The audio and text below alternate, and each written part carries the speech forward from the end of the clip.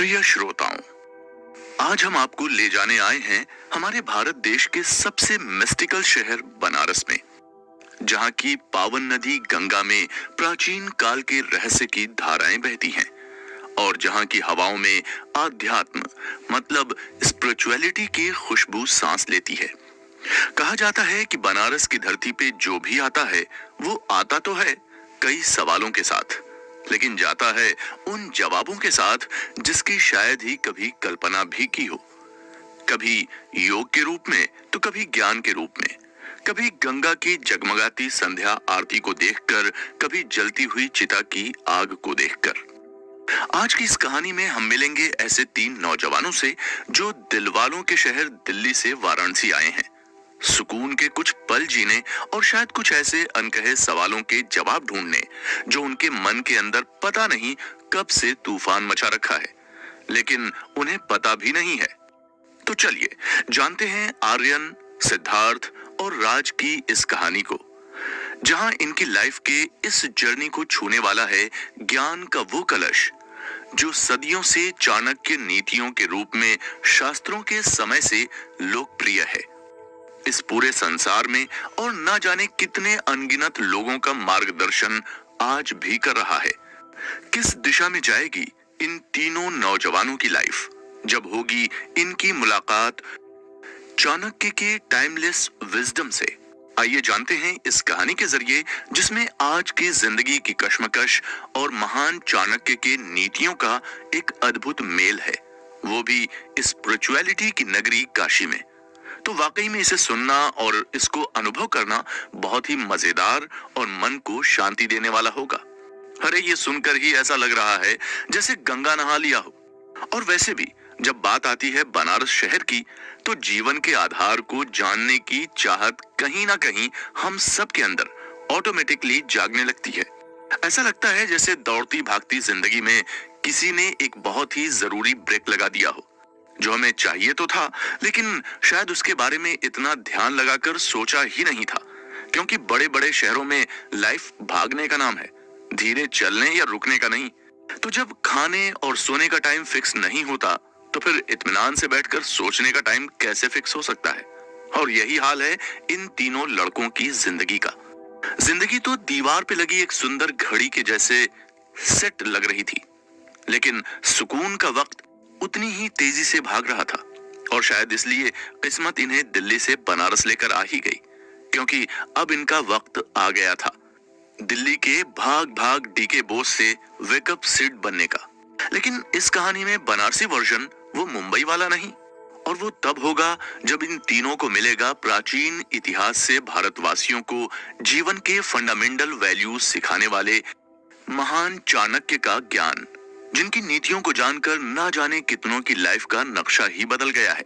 और बनारस शहर भी चाणक्य नीतियों को खुद के कल्चरल वैल्यूज, लाइफ जीने के तौर तरीकों और यहाँ के सुकून में बांधता है, क्योंकि चाणक्य नीति जीवन के हर एक डोर को मजबूती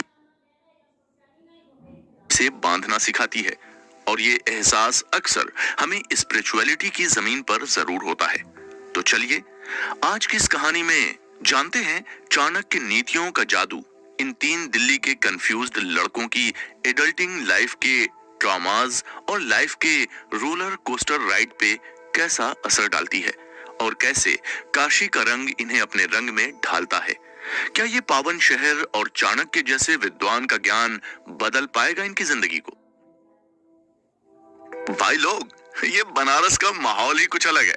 यहाँ की हवाओं में जैसे जादू हो, जादू, जैसे कि सिर्फ सांस लेना ही मानो अपने आप में एक अलग ही एक्सपीरियंस है। भाई मैं तो बहुत रिलैक्स फील कर रहा हूँ। हाँ भाई, तो बिल्कुल सही बोल रहा है। यहाँ की हवा में जैसे जादू हो, सांस लेना ही जैसे एक अलग एक्सपीरियंस हो, क्योंकि दिल्ली की पॉल्यूटेड हवा खाने के बाद सबको ऐसा ही लगता है। दिल्ली छोड़ हर शहर की हवा अलग ही लगती है भाई। और इतना बोलकर तीनों दोस्त ठहाका लगाकर हंसने लगे।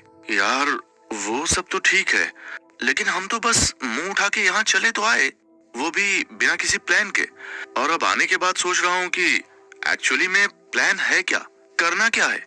दिल्ली की पॉल्यूटेड हवा और बॉस की डांट खा खा कर दिमाग का तो दही जम गया था। बस वहां से भागने का मन कर रहा था। सिर्फ बॉस की डांट और दिल्ली की हवा की वजह से, या फिर हम अपनी लाइफ से भी भागने के लिए यहाँ आना चाहते थे? ऐसा लग रहा है जैसे लाइफ में किसी ने पॉज बटन दबा दिया हो और रिमोट कहीं छुपा दिया हो। So frustrating man. अरे यार, तुम लोग फिर वही घिसी पीटी पुरानी बातें लेकर बैठ गए। लाइफ की तो वाट लगी हुई है, तो क्या आप उसी को लेकर बैठे रहेंगे मनहूसों की तरह? अब इतने पैसे खर्च करके यहाँ आए हैं, तो चलो देखते हैं कि ये शहर हमें कहाँ ले जाता है। लेकिन आर्यन, तुम इतना चिल कैसे रह सकते हो, जैसे तुम हमेशा इतना स्ट्रेस में रहते हो? अरे यार, बस भी करो। तीनों दोस्त आपस में बहसबाजी कर रहे थे कि अचानक पीछे से किसी की आवाज सुनाई देती है, जैसे कोई मंत्र का जाप कर रहा हो जोर जोर से। तीनों दोस्त वो आवाज सुनकर चुप हो गए और पीछे मुड़कर देखा तो पाया कि सफेद धोती में एक साधु बाबा घाट के किनारे आसन लगाकर बैठे थे और आंख बंद करके जैसे मेडिटेशन कर रहे थे, और कुछ तो बोल रहे थे जो इन्हें समझ नहीं आया और न ही सुनाई दे रहा था। तो उन्होंने डिसाइड किया कि वो उस साधु बाबा के पास जाके सुनेंगे कि वो आखिर बोल क्या रहे हैं और किसको सुना रहे हैं, क्योंकि सामने या दूर दूर तक कोई आदमी दिखाई नहीं दे रहा था। वो उस साधु के पास गए तो ये सुना। काला पचती भूतानी काला सहर्ते प्रजा काला सुप्तेषु जागर्ति कालो ही दूरती क्रमा। ये साधु बाबा संस्कृत में क्या बोल रहे हैं और किसको? काल सभी जीवों को निपुणता प्रदान करता है, वही सभी जीवों का संहार भी करता है। वो जागता रहता है जब सब सो जाते हैं। काल को कोई जीत नहीं सकता। मतलब time परफेक्ट्स all living beings as well as kills them. It alone is awake when all others are asleep. Time is invincible. Rest upon truth. साधु बाबा ने आंख बंद रखकर मुस्कुराते हुए एक श्लोक बोला। लगता है तुम तीनों कहीं भटक गए हो, कुछ ढूंढ रहे हो, शायद अपने सवालों के जवाब और खुद को भी। क्यों? नहीं तो आप ऐसा क्यों बोल रहे हैं बाबा? हम तो सिर्फ बनारस घूमने आए हैं, और आप ये संस्कृत में क्या श्लोक बोल रहे थे और किसे? यहाँ तो कोई भी नहीं दिख रहा है हमारे अलावा। जी बाबा। मैं तो हमेशा ही ज्ञान बांटने का काम करता हूँ, और जिसे इस ज्ञान की आवश्यकता होती है वो खुद ही यहाँ चला आता है, जैसे कि तुम तीनों। और आज तो मैं इस वातावरण में चाणक्य नीति का ज्ञान खोल रहा हूँ, और ये श्लोक भी उन्हीं का है।